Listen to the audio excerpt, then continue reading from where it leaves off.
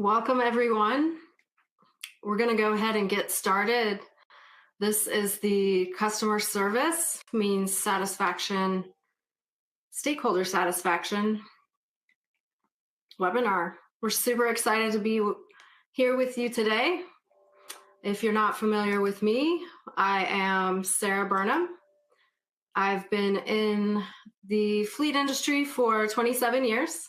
I originally got my start in an automotive repair shop where I worked with fleet clients, helping them with their service needs. And then I went to the government side in fleet management. My last role was in Palm Beach County Fleet Management, where I was the director for 10 years there. I'm currently on the board of directors for NAFA. And in 2023, I obtained Public Sector Fleet Manager of the Year and also 100 Best Fleets, number 10 and 16 for 23 and 24. And this year made 2025 Public Fleet Hall of Fame nominee.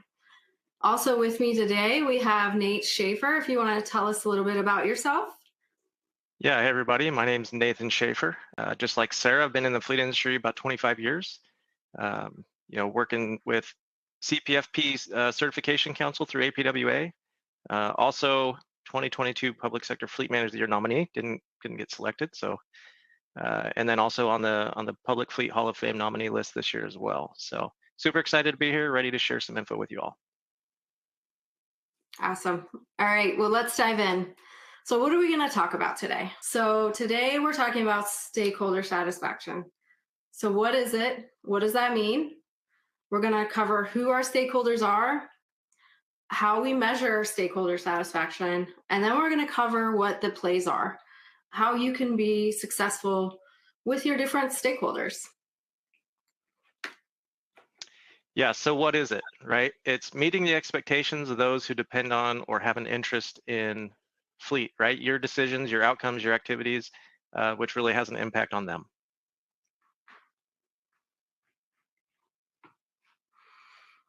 So who are your stakeholders?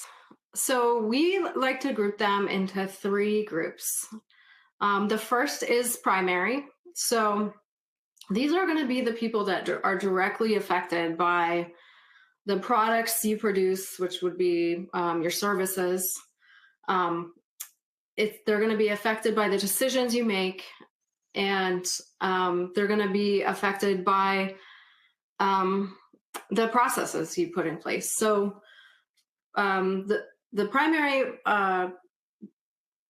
stakeholders that are affected are going to be your team members, they're going to be your drivers, your customers, and your vendors. And then your secondary stakeholders are going to be your city and county leadership. So who you report to. If you work for a university, it may be a different position. Your other departments that you may work with. So who is your HR department, your risk management department, could be your Office of Budget Management department. Could also be federal government if you are have compliance regulations that you're trying to meet and maintain. And then it's also going to be your family members, because your family members are also directly associated with the activity that your team members put out. Secondary stakeholders are going to be others that could potentially be affected. So that could be taxpayers, it could be other people on the road, and it could be your community. So with this, what makes fleet challenging is that we have several people that are involved with being your stakeholder. You have several different stakeholders here, and they all have different needs. So Nathan, if you want to go into this slide. Yeah, sure. So, the biggest challenge, right, I think is not knowing what their expectations of you are, right? So communication's key. Fleet, as we all know, in the industry can be unknown, like we're that redheaded stepchild in the back corner of the lot that nobody knows exists. Challenges and priorities, right? Everybody has different challenges and different priorities. Sometimes it's the avoidance, like we avoid things because we don't want to deal with it, right? And then consistent changing priorities or competing priorities. So definitely makes a good list of challenges there.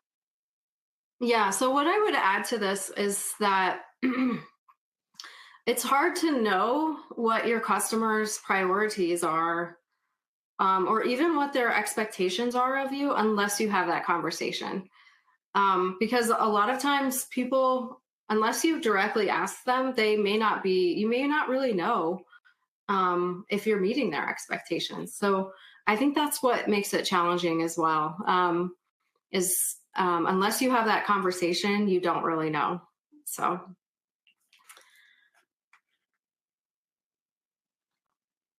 all right. So if you're in government, so you're probably familiar with the current challenges. So you have procurement challenges. So, and that's another stakeholder is your procurement team. Um, so understanding what your procurement rules are, the guidelines that you need to follow, that's definitely a priority in government fleet. Supply chain issues, we all know that supply chain issues are still going on, and there's some uncertainty with the tariffs. Also, in government, there's a tendency for silos. This has been my experience, but sometimes the government departments don't really talk to each other very well. So that can be a challenge working in government fleet.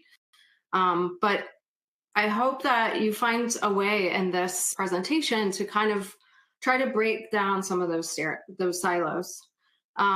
Another challenge in government fleet is technology adoption. Governments can be slow to adopt technology, but I think that's great for fleets because you have a real opportunity to bring new technology on if you haven't already. I know there's still a lot of fleets out there using pen and paper work orders, and that's fine. And in some cases, if you're a very small fleet, maybe that works for you. But there's always an opportunity to bring technology on, and now is the best time to do it. Budget and funding is also another big challenge in government fleet. And I think this is true whether you're in a university or a state, local government. Often government fleets are competing for that general fund money, depending on how their fleet is set up. So that can be very challenging. So I think part of that issue is that leadership or even your budget department may not fully understand your operations to the extent that you need resources. So hopefully today we'll cover some of that to help you explain why you need some of the funding that you need. And then I'm sure most of us are also experiencing challenges with recruitment, right? I hear this over and over again from fleet managers trying to get technicians and even other positions filled. Sarah, you bring up some good points, and I just want to point out, I think the budgeting and the silos kind of can go hand in hand because, the more siloed organizations are, especially in city government, you see that competing for budgets, right? And so it does clash with some of those priorities. So, all right. So why does it matter, right? Sorry, go ahead, Sarah. No, I was just agreeing. Oh, yeah. So, for stakeholder satisfaction, why does it matter? What are the pros of having stakeholder satisfaction, right? So collaboration, like you're going to work better together if everybody's on the same page. Accountability, they're holding you accountable in fleet. You're holding them accountable for what they say they're going to do. It aids in problem solving, right? It increases efficiencies. Relationship building. I've always said that I think the key to a great operating fleet within an organization is that relationship, having a good relationship with your stakeholders, right? Employee engagement, so getting everybody involved in the shop all the way through the entire organization. Again, that alignment. Change management, change is hard, especially in government fleet. Everybody gets rooted in the way they want to do things. And so change management can be definitely difficult to manage. And then being proactive versus reactive, right? I see fleets all the time when they're proactive, they're definitely in the right lane and they're doing this well. Reactive fleets tend to be behind the curve a little bit. So what are some cons to the stakeholder satisfaction, right? You may have customer loss, right? Even in government fleet, you see this with, especially your enterprise funded departments that make their own money, whether that's trash or water. They may not like the services you're providing in fleet, and so they take their fleet and they go somewhere else. Employee retention. I know we all struggle with employee retention. This could be one of those things. Negative culture and morale. Here at RTA, we're huge on culture, and it's definitely keeps things moving in the right direction. Employee engagement. So we're going to talk about some engagement strategies, not only with employees, but other stakeholders. Lack of resources, right? And then funding cuts. Yeah, I do want to highlight customer loss because when your stakeholders are not happy, you are potentially putting yourself at risk. I do know of a couple fleets where I think they didn't realize just how unhappy their customers were. And something bad happened within the fleet that it was kind of a catastrophic event. And it wasn't necessarily the fleet's fault, but that department used that as a catalyst to kind of take back fleet under their wing. And there's also certain companies out there who like to go to county or city administration directly and try to sell them on taking over the fleet. And so, if customers aren't happy, I feel like you are putting yourself at risk of this happening. So that's why stakeholder satisfaction super important. And that, like as Nate said earlier, it's making you more on the proactive side, so you can address some of the challenges before they really become an issue.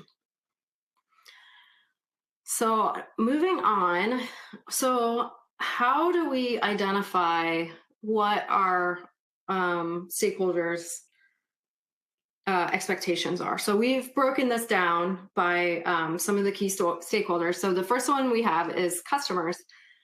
So we want you to meet with your customers. Some fleets do not do a great job at this, but I think this is one of the best things you can do for your fleet. Have a conversation with them, understand their challenges, understand what their expectations are of you. Because like I said earlier, you may not know what their expectations are unless you actually have a conversation. Sometimes there's miscommunications or just misunderstandings of the way things should work. And so having that conversation, learning what their pain points are, not only for themselves, like how their day-to-day operations, maybe they're having trouble with keeping up. They have their street sweeping.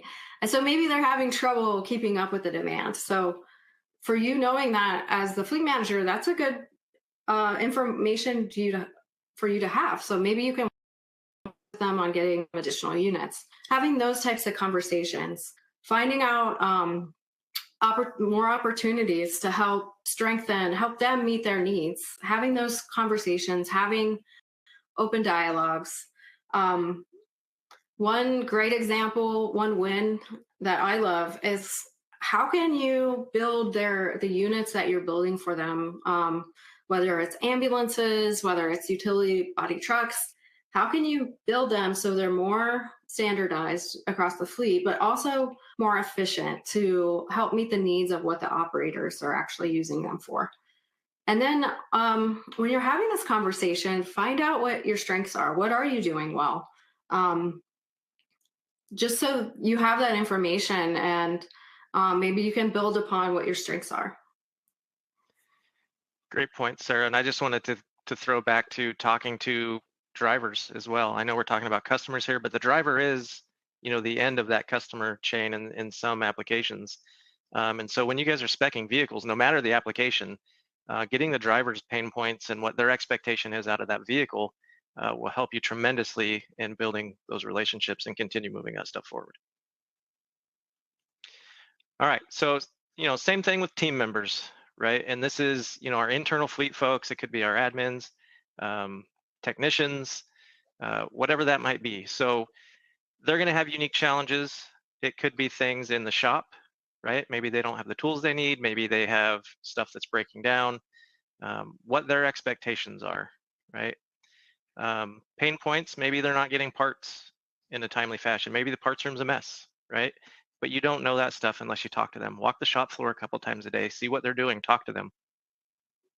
Help identify those opportunities to make things better and see what they're doing well and what the strengths are. This is super important with a lot of things that you do in fleet, especially if you're making changes or trying to get the right data to make decisions. Sometimes technicians are the ones putting the data in, your admins are putting the data in. And so it's important to talk to them about what the bigger picture is so that they understand that and everybody's on the same page. So this is a great one. And this is one of my favorites because I really think that having these conversations is really what builds employee engagement and gives you the opportunity to get people dialed in.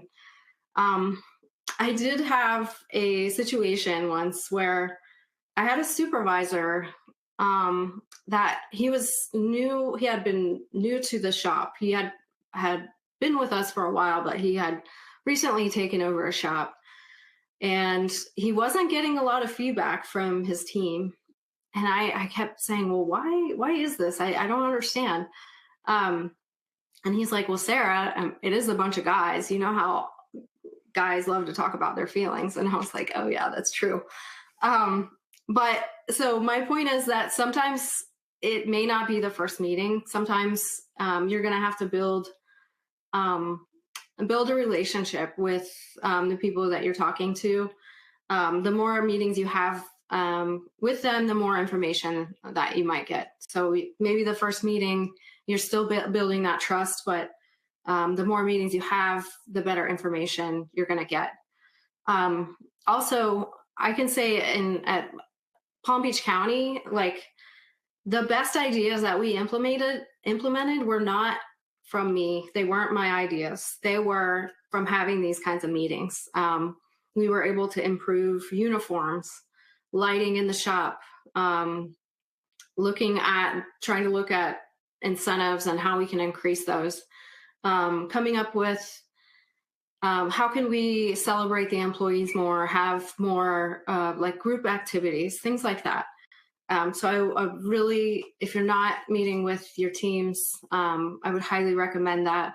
On the next slide, we go over some of your different teams, make sure that you're meeting with everyone, your managers, your shops, your parts, your support, and your technicians, making sure that there's that two-way communication that you can touch on all these points. Yeah, and you mentioned something, Sarah, and it made me think about, letting the team members be a part of decisions too, right? Not only are they bringing you ideas and help implement those things, and I think that was true for me as well, but letting them make decisions, right? We would hire new technicians, and a lot of times if the shop manager was out, they would come to me and be like, hey, I'm not sure if I should change this part or not. It's kind of worn, but I'm like on the fence. And, I finally just started telling them, like, you guys are adults. I hired you to do this job. I trust your judgment. Until I don't, I trust your judgment, right? So trust your team to make good decisions and coach when appropriate. And I think that will help build some of that trust too. Yeah, I agree. And like, yeah, if you can find, the quicker you can find ways to help improve their jobs, the better that relationship will be. And that's really, to me, that's what these conversations are all about, is how can we improve your jobs? How can we make them easier? And sometimes it's processes you may not even realize, especially in government. I can't remember how many times I was told, like, well, it's always been done this way. So immediately I'm like, okay, here's an opportunity for us to look at this, and how sometimes like nobody could explain why we were doing it, and maybe we can eliminate the whole process to begin with. So I think that's Yeah. why these conversations are great. Yeah, it's good. And even in corporate fleets too, I've managed a couple corporate fleets, and they get these policies in place and then they just stay with that policy and they don't ever review or change. And so sometimes in corporate fleet, it can be hard to make that change too. So, Yeah, all right, and I think it's tough too. Like you do kind of have to be vulnerable and put yourself out there to maybe receive tough feedback, but it's worth it in the end. You just have to be open and willing to listen to what people say. for sure. All right, I think we're ready for the next slide, Olivia. Thank you.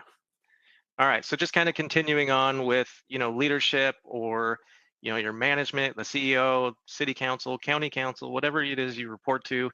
They're going to have a whole different view and things, and so the challenges for them are going to be different. It might be money or budgeting on this side of things. um, their expectations are going to be a little different. um, Obviously their pain points are going to be very different, right? So really these 5 things that we're looking at here, it's a process you should go through and look at with all your different stakeholders, and really answer those questions and figure out what expectations are, because they are going to be a little bit different for each one of them.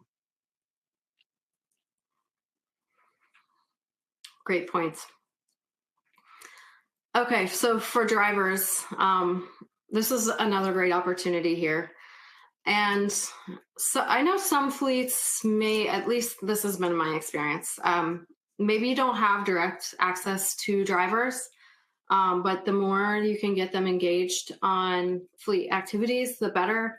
I know the safety is a big one, increasing safety culture, and any kind of gamification to increase um, good driving habits is awesome. Nate mentioned earlier getting the drivers involved in specking out vehicles, another key opportunity there, because especially if we have any school bus fleets on the call, I've heard a lot from school bus fleets that they're really having trouble recruiting drivers for school buses. And I think same is true with other industries that require drivers, is getting a good driver culture and getting the drivers engaged is also key. And so this is an opportunity.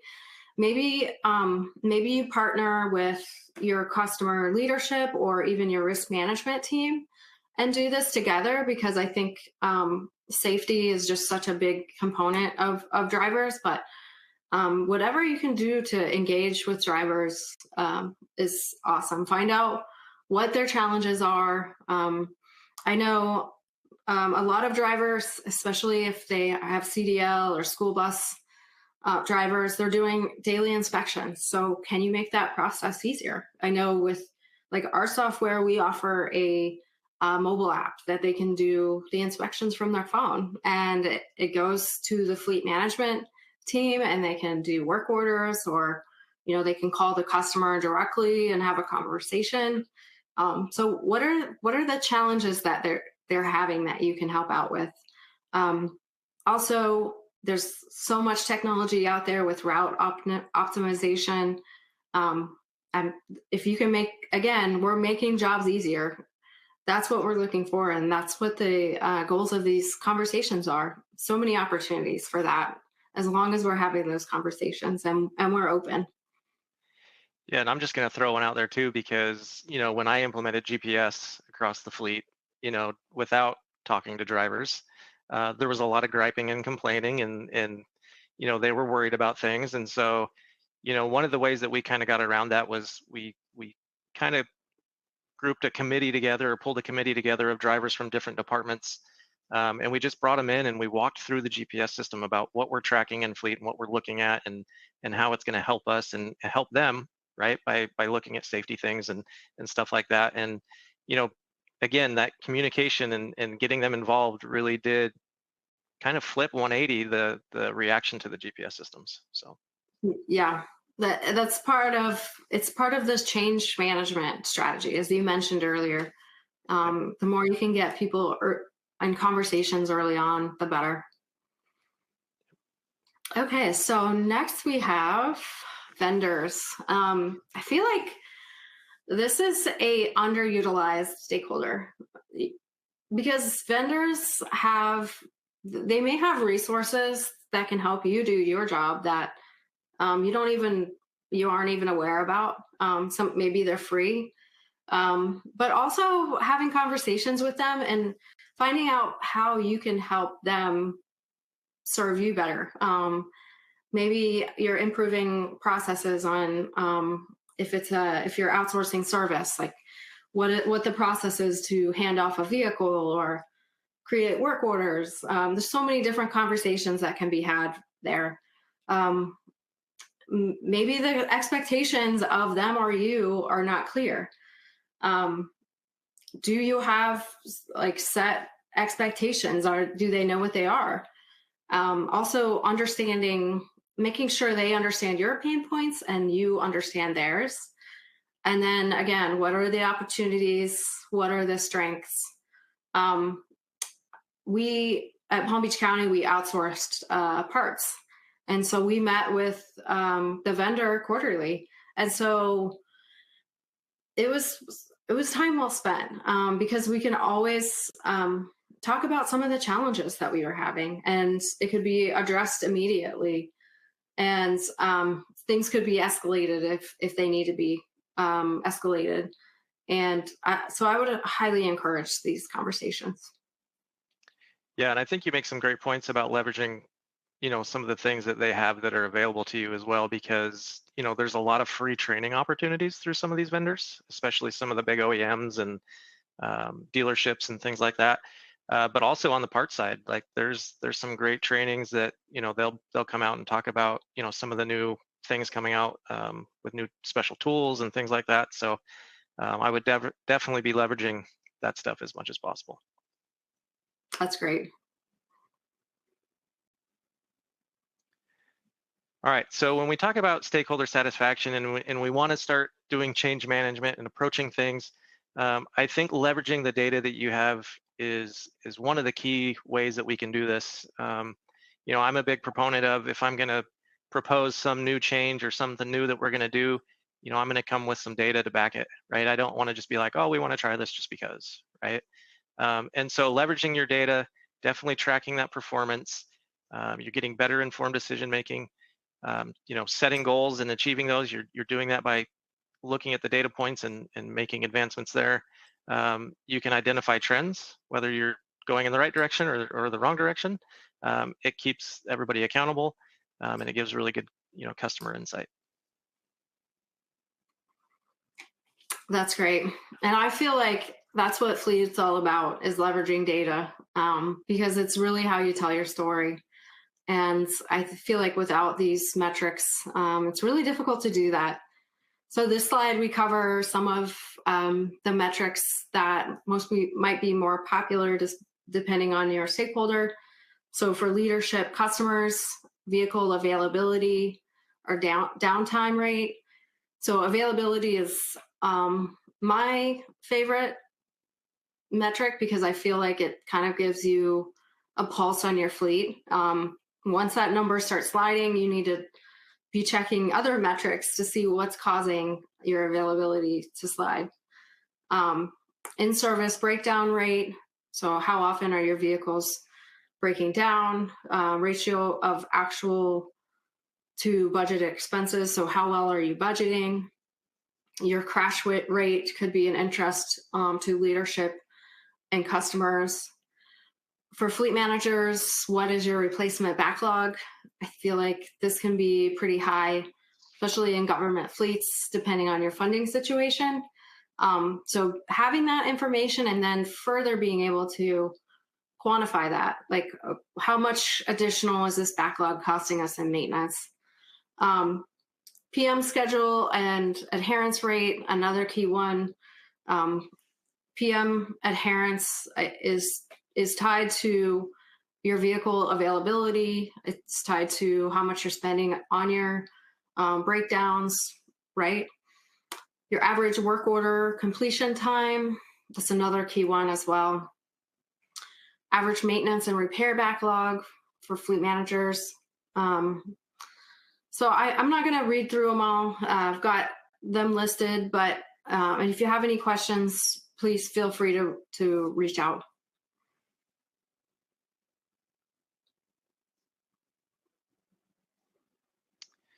All right, so here's some, more common fleet metrics and things that we're looking at. And again, I won't read through a whole bunch of these, but just to, talk about some of the big ones, PM compliance, technician efficiency, right? How efficient is our shop working? I think a lot of shops miss this one, right? They're just assigning work out and they're not really paying attention to how efficient their technicians are being. And so I think they're losing a little bit there. Parts inventory is a big one, especially if you're managing your own parts inventory. So, we want to do that just in time, not have too much money sitting back there, but we have enough parts to keep things moving. Repair comeback is another big one that I think a lot of shops kind of miss on. And man, that can really tell you about how effective the repair is you're doing. So that's a good one to look at. Scheduled to unscheduled is a great one to look at.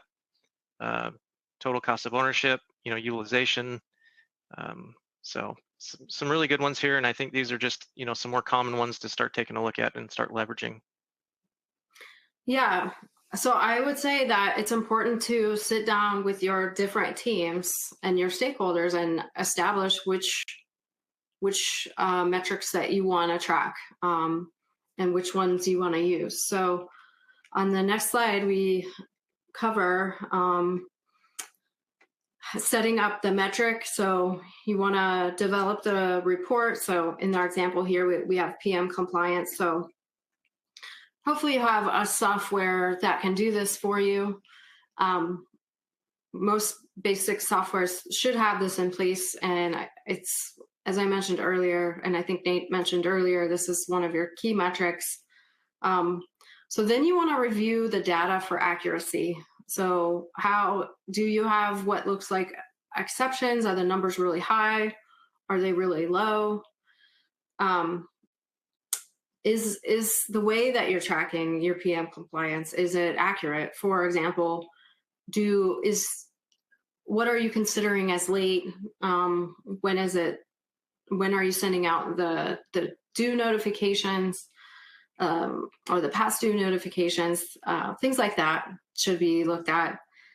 And then you're going to repair and expand on the data. So maybe you need to adjust your processes, like I mentioned earlier, how you're tracking your data. Maybe you need to improve some processes to track it. And then, so that's going to give you your baseline data to help you go forward.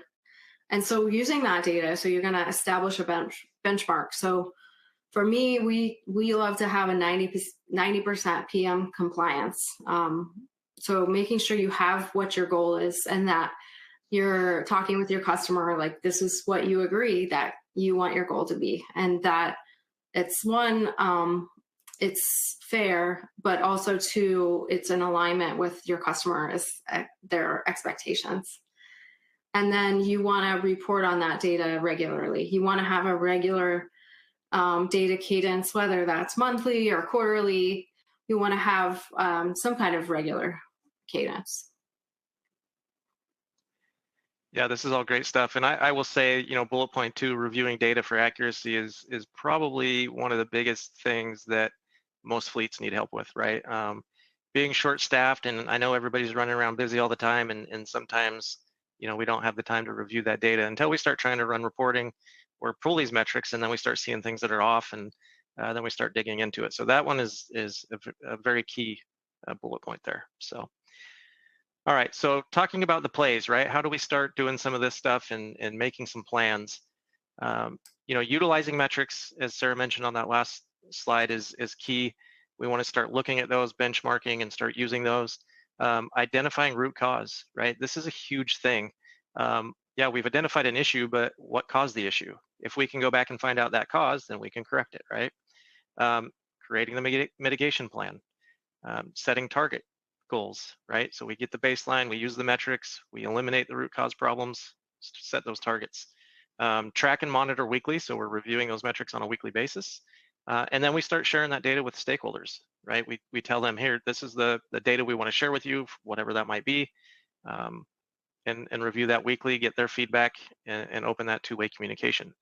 And then make sure we're meeting with them regularly. And it might be quarterly, it might be monthly, it might be weekly, whatever you guys need to set up as a cadence. But I think meeting with them on a regular basis to keep that um, accountability going both directions is important. Yeah, and we cover that on the next slide.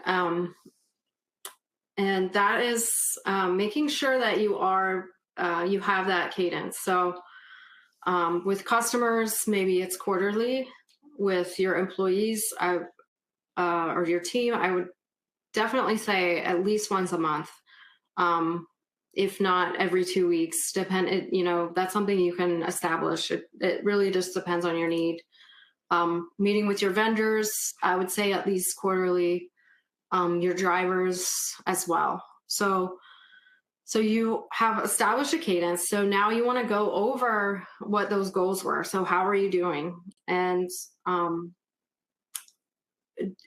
is there room for improvement? And if there is, what are you doing to address those? So that they understand that yes, maybe we are behind, but here's why, and here's what's being done about it.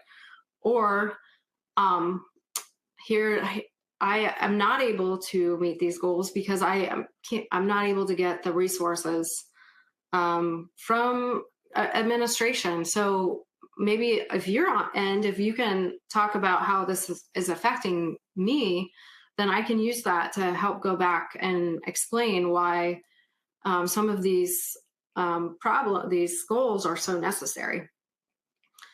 And then also talking about status and priorities. So making sure that, as I mentioned, about talking about what you're doing to address some of the deficiencies, but what is the status, and making sure that you're on the same page as them as far as some of the priorities. And then also asking what are some of the new challenges. So with all the stakeholders, they're constantly changing. So making sure that you're aware of some of the things that might be coming up in your pipeline that you may not have been aware of had you had the conversation. What are there new pain points that they're experiencing? Maybe you made a change in one area and now it's affecting another area that you need to address. And then are there new opportunities to help meet these goals, or help them meet their goals, and having those conversations. Yeah, good stuff, Sarah. And I think establishing that cadence, right, will start to build that relationship. And for me, it really started to bring out things that were challenges and pain points that they didn't want to identify at the beginning because they didn't know if they could trust it, right, the process yet. And Yeah. so it will be a continuation. I promise new things are going to come up you don't even know are happening, and it's good. All right. So how do we measure customer satisfaction or stakeholder satisfaction? There's a lot of different ways you can do this, and I talk to a lot of different fleets, and honestly, I don't get a lot of them that are doing any type of measuring this. So probably the easiest one is surveys, right? I know there's several, SurveyMonkey and all these other different things out there that you can do a few question surveys and send out for free. Some of your FMIS softwares have this stuff built in. You could be using NPS score, setting up the kiosk so when they walk out of the shop and pick up their vehicle, they can hit the happy face or smiley face. Setting up the SLAs or your service level agreements will help in that communication as well. But just going back, we were surveying our customers once a week as a stakeholder. We didn't survey other people, which was probably a miss for us. But we got so much really, really good information from these surveys that we didn't even know was an issue, right? Because again, we were trying to find out what the pain points are. And the simplest one, this is going to sound wild, but the simplest one was the police department, when the shop was closed, had no way to air up tires, right? Like they're like, hey, it's, you go to the gas station, they want you to charge you a quarter or $1 now, and we just want to air up a tire. And so getting feedback from that, we were able to literally cut a hole through the shop and feed a hose out and put a hose rail on the outside of the shop so they had access to air in the middle of the night. So surveys can really make simple improvements like that are going to make people you aren't even thinking of more happy. So Yeah. And so surveys can be a challenge because I think in today's world, we are bombarded with surveys. Everybody, we get a survey for everything. yeah, So it can be a challenge to get people to complete them. We would actually print out cards and leave them in vehicles, so they would drive off with them when they left the lot, so they could fill them out with pen and paper and send them back to us, or there was a website address listed that they could go to. But one point that I made was to call every time there was an issue, and sometimes not an issue, just to thank them for their service. But every time there's an issue, just making sure that you're calling the customer and talking with them directly to get that feedback, like to find out, because sometimes, they may make a comment and you may not completely understand it. But also so they know that you're actually looking at them. I think that that's part of people's hangups in completing them is like, oh, nobody's going to look at this anyway, so why should I fill it out? So right. I think if they see that you're actually looking at them, then they're more likely to complete them.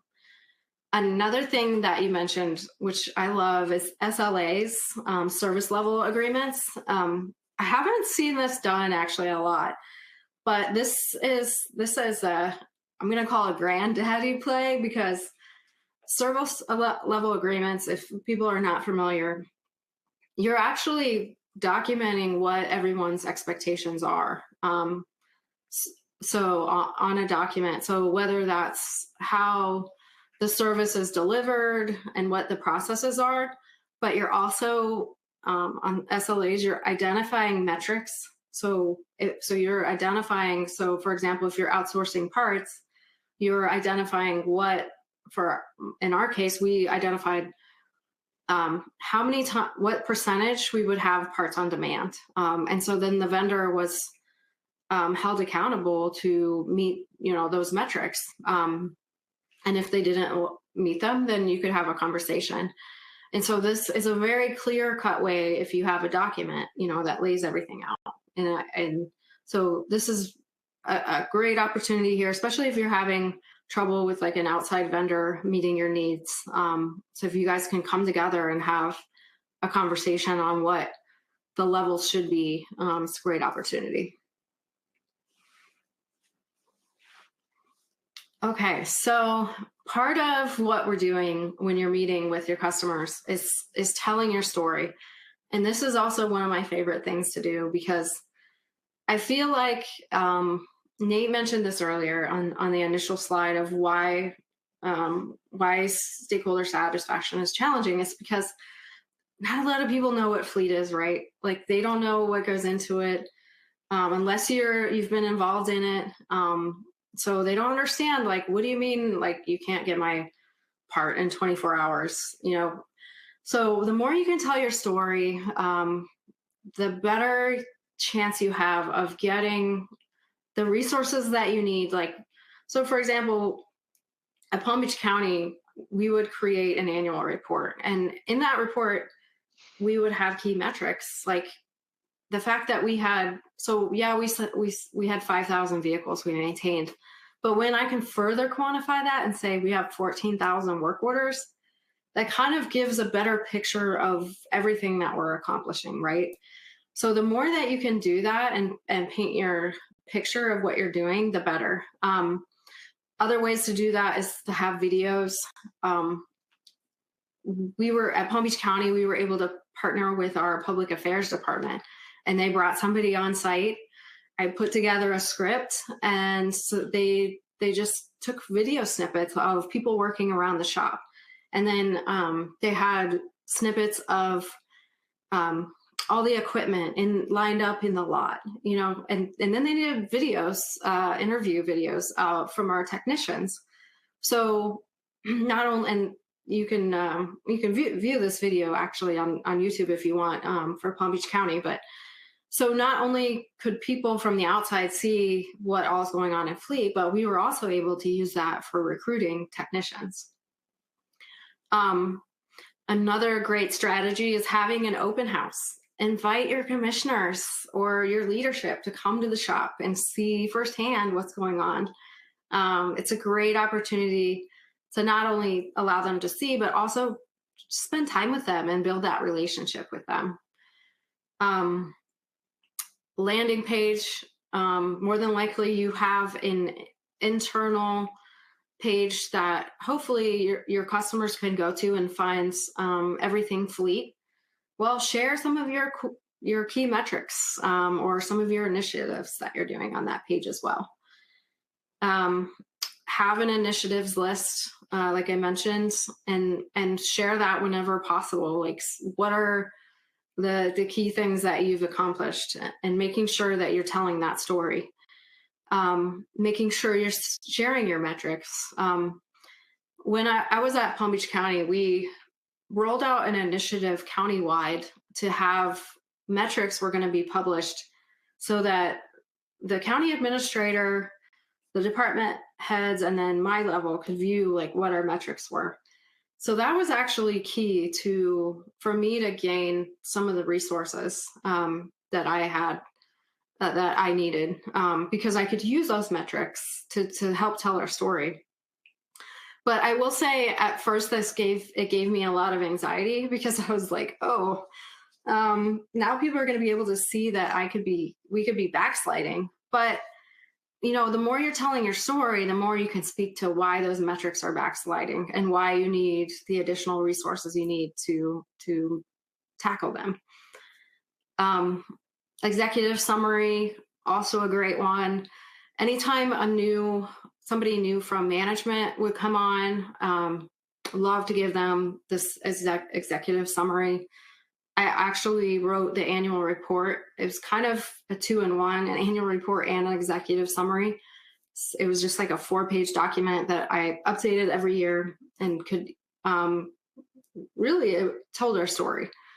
And then elevator pitch. So when you are running into your leadership or anybody really that you come in contact, being able to articulate like in 60 seconds, what is fleet, right? Because nobody really knows what it is. And so the better you get that you're able to communicate that, the better. Yeah, you made some great points, Sarah, and you'd said something about the county council, and we use the city council, obviously at the city level, but I think something to think about too is not only are we looking for their challenges as a stakeholder, but when we need things from them, we need to express our challenges, right?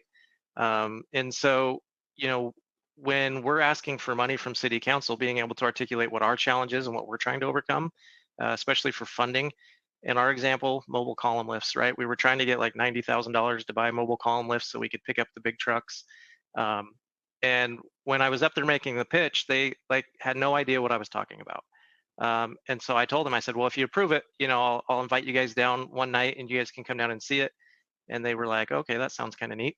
So we did that, right? We bought these column lifts, we set them up in the shop, and we actually lifted up our ladder truck, right? Biggest truck we had in the fleet, our fire truck, up in the air. And I invited them all to walk under the truck, and some of them were a little hesitant, but it got them down there. It got fleet in front of their eyes. They started to see what our challenges were. It builds credibility, I think, and it makes it a little bit easier, I think, to start getting approvals later. So, Absolutely. all right. So this is the kind of the ever evolving rotation of stakeholder satisfaction, right? So we want to identify what the issues are or the opportunities. We want to move to solving those, right? Measure those with our metrics or KPIs, and then communicate. We want to keep that communication ongoing, but don't stop. Once we establish that stuff and we're communicating and setting that cadence, don't stop identifying other issues and opportunities. This is a continuous cycle. Okay. So RTA, we have the Fleet Success Playbook. I would highly recommend it. It covers some of the things we talked about today. There is a QR code on the screen if you want to scan it. Best part of this is it is free. So it's a great tool specifically, to learn about fleet, especially if you're new to fleet or even if you're seasoned fleet person, I would highly recommend it. We also have the Fleet Success Show. We have the podcast. We put out some great episodes from Josh Turley, Mark Canton, Steve Saltzgiver. Nate's been on there a couple times, myself as well. We're our number one goal at RTA is to help fleet succeed. So would love it if you guys are interested for you guys to listen, and any feedback you have is appreciated. We also have consulting at RTA. So maybe if you have some needs, we can solve some of your toughest challenges. Maybe it might be helping set up these metrics. And we're happy to do that as well. So let's move on to some questions. All right, so what specific challenges have you faced when aligning priorities across different stakeholder groups, and how are those addressed? Let me see. I think for me, I'm going to go back to budgeting, right? And I think there's competing priorities for that general fund budget in government.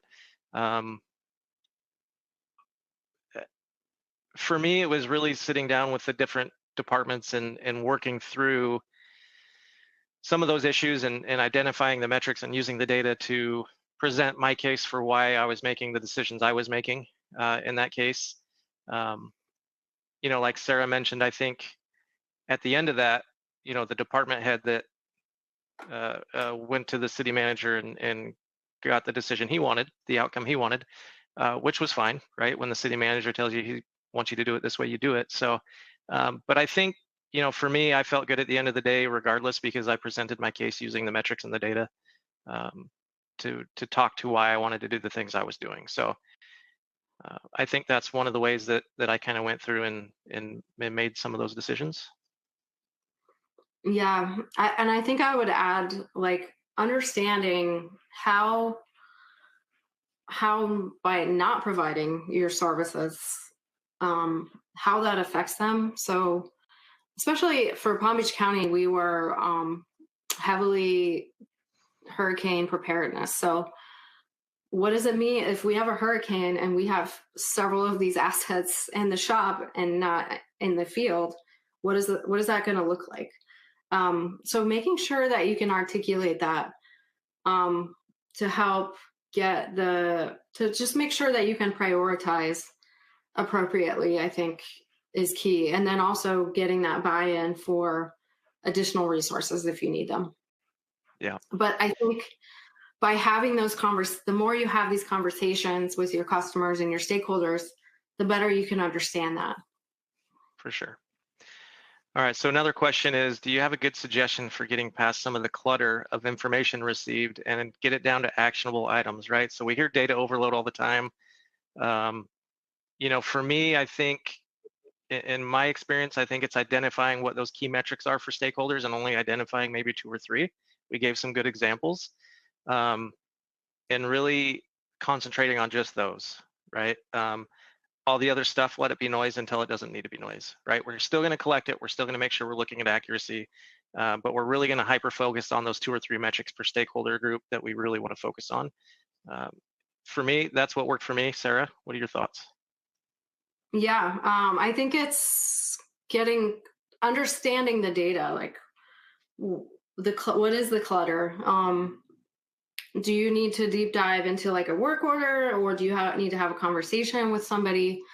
And then also using your exception reports or other reports to back up the data that you're seeing, to, I guess, kind of gauge whether the data is accurate or not, is also important.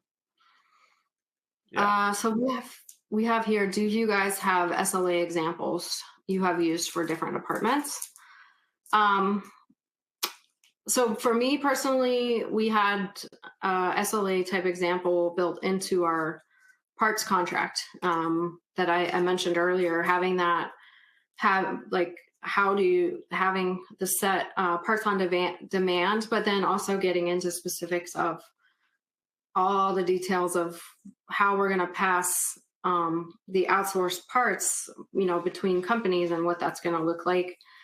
I love this question though, and you just gave me an idea on coming up with a template for SLAs. So, Ross, if you want to reach out to us, hopefully we'll have a template for you to be able to use in the future. Yeah, and I think what, and I could be wrong, coming from a city fleet guy, I think he's talking about different departments as your customers, right? So maybe parks or the fire department. And I think you could probably build an SLA pretty easily if you had that meeting and set those expectations.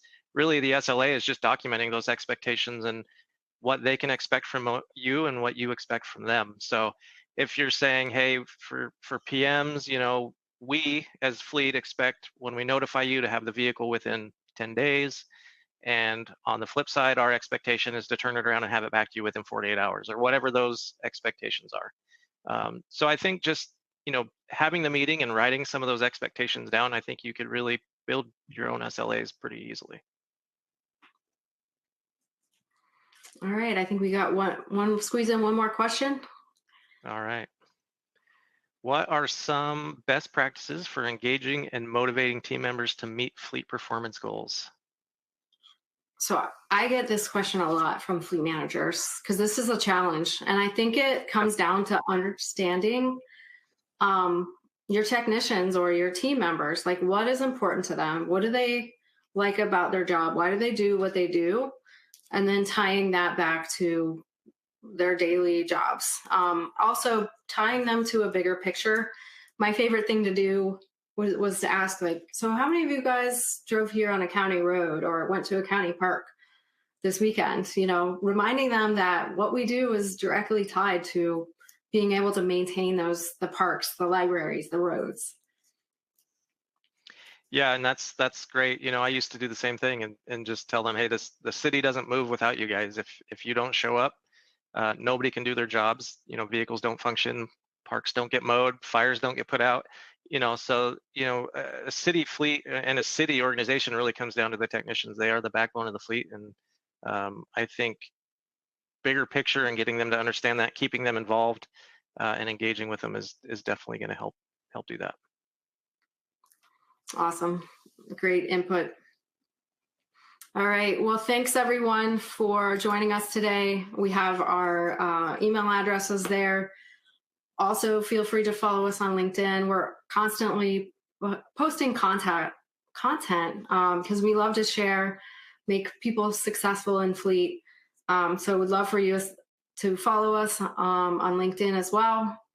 Thank you all so much for joining us. Good to see you all.